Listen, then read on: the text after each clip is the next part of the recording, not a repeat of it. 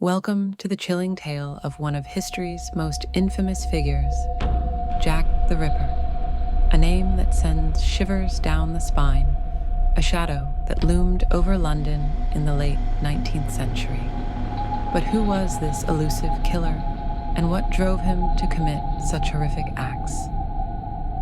In the autumn of 1888, the streets of Whitechapel were home to the poorest of the poor, a place rife with despair and desperation. Here, among the dark alleys and shadowy corners, a monster lurked. The victims, Marianne Nichols, Annie Chapman, Elizabeth Stride, Catherine Eddowes, and Mary Jane Kelly, were all women, many of whom found themselves trapped in lives of hardship. They became the unwilling targets of a man whose identity would remain a mystery for over a century. The killings were brutal and calculated. Each murder was committed with a chilling precision that suggested a certain level of anatomical knowledge. The first recognized victim, Marianne Nichols, was found on August 31st, 1888, her throat slashed and her body mutilated.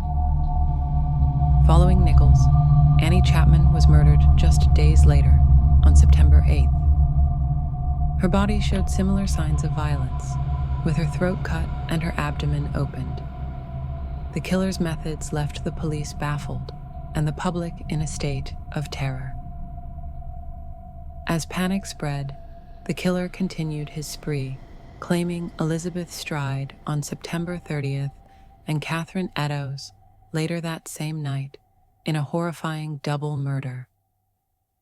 Each crime scene revealed more brutality, and the press began to sensationalize the killer's exploits.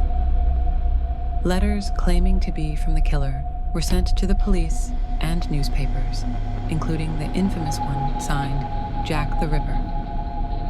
These letters ignited the public's imagination, drawing more attention to the already tense atmosphere of the city. Despite intense investigations, the Ripper eluded capture. The police were overwhelmed, and the public demanded answers. The killer was clever, often disappearing into the fog of the London night, leaving behind only fear and confusion. In the end, Jack the Ripper was never caught. His identity remains one of history's great mysteries, giving rise to countless theories and suspects, from local butchers to well-known figures of the time. If stories like this fascinate you, don't forget to subscribe to our channel. And if you have a story of your own, a strange encounter, a chilling tale, or an unsolved mystery, share it in the comments below.